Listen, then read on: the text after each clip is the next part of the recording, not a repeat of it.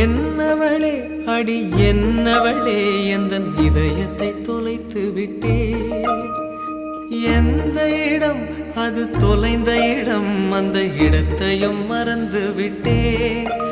உந்தன் கால் கொலுசில் அது தொலைந்ததென்று உந்தன் காலடி தேடி வந்தேன். காதல் என்றால் பெரும் அவஸ்தை என்று உன்னை கண்டதும் கண்டு கொண்டேன்.